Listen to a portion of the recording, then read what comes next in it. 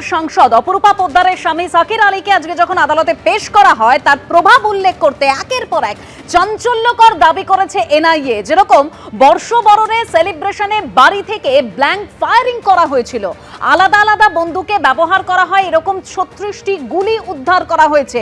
ঠিক কি দাবি করলো আজকে আদালতে এনআইএ? সরাসরি একবার জানবো, আমাদের প্রতিনিধি আবির দত্ত রয়েছেন আমাদের সঙ্গে। আবির,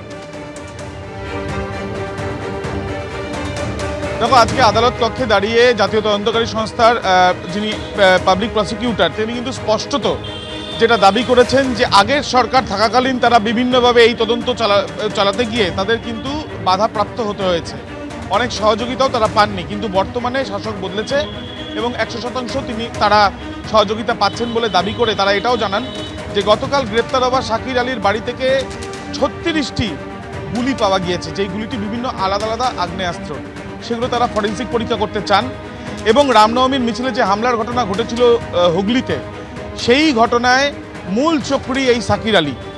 অন্যদিকে আমরা দেখলাম যে আজকে আদালত কক্ষে বিচারকের প্রশ্নের জবাবে তদন্তকারী আধিকারিক ডিএসপি র্যাঙ্কের অফিসার এনআইএর তিনি অর্পণ সাহা তিনি আদালত কক্ষে দাঁড়িয়ে তিনি যেটা জানালেন যে এই ঘটনা যখন তদন্ত তারা করতে চান তখন একটি গাড়ির সূত্র ধরে প্রথমে তাদের সন্দেহ বাড়ে।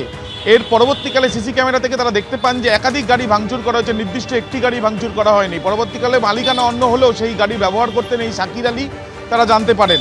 তথ্য প্রমাণ লোপাট করার জন্য সেই গাড়িটি বিক্রি করে দেওয়া হয়েছিল দুর্গাপুরে, এমন তথ্যও তিনি জানান আদালতে।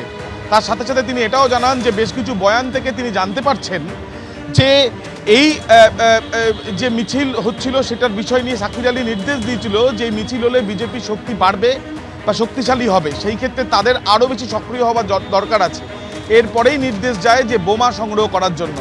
অর্থাৎ বিষয়টা বোঝাই যাচ্ছে যে যেভাবে আদালতে আজকে এনআইএর তরফ থেকে যে বিষয়গুলো তুলে ধরা হয়েছে তদন্তের পার্ট, সেগুলোতে কিন্তু এই যে রামনবমীর মিছিলের উপরে যে হামলার ঘটনা সেটা কিন্তু একটি পরিকল্পনা যে ছিল সেটা কিন্তু তারা জানাচ্ছেন এবং তার সাথে সাথে তারা এটাও জানাচ্ছেন যে এই ঘটনায় তারা তদন্ত চালিয়ে যেতে চান। দুদিনের পুলিশ হেফাজত বা এনআইএ হেফাজতের আবেদন তারা করেন, যেটা ইতিমধ্যে মঞ্জুর হয়েছে আদালত থেকে।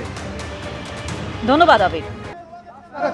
আমি এখান থেকে শীর্ষেন্দুদার কাছে যাব। মানে শীর্ষেন্দুদা, আপনার এই দীর্ঘ ওকালতি জীবনে এরকম কোনো উদাহরণ আছে কিনা জানা নেই, এই শাকির আলীর এতটাই প্রভাব 31 ডিসেম্বরের সেলিব্রেশন সে ছাদ থেকে ব্ল্যাঙ্ক ফায়ারিং করছে, আলাদা আলাদা বন্দুকে মানে এরকম ব্যবহার হয়, এরকম 36টা গুলি উদ্ধার হচ্ছে, এরকম এনআইএ দাবি করছে। এতেই তো বোঝা যায় যে আইনের শাসন ছিল কি ছিল না।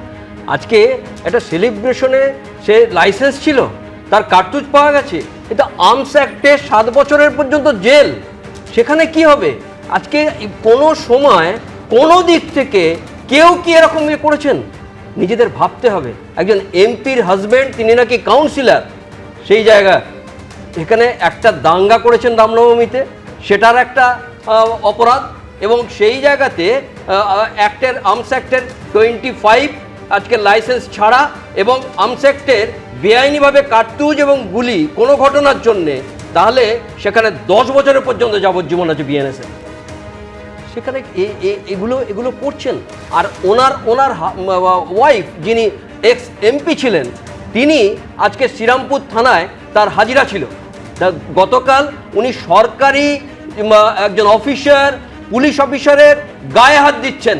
সেখানেও কিন্তু 132 বিএনএসের ধারা, সেই সরকারি কোনো কাজে বাধাদান করা, এবং 121 পুলিশের মতো কোনো সরকারি কর্মীকে তার দায়িত্ব পালন থেকে বিরত রাখতে গেলে তার শাস্তি।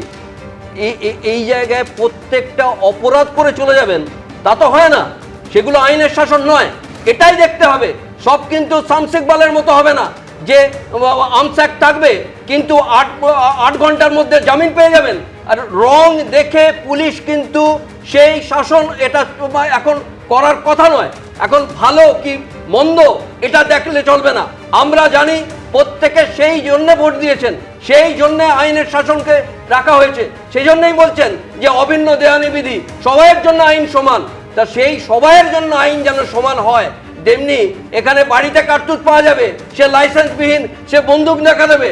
এই রংবিহীন পুলিশ কিন্তু কাজ করতে হবে। এবিপি আনন্দ, এগিয়ে থাকে, এগিয়ে রাখে।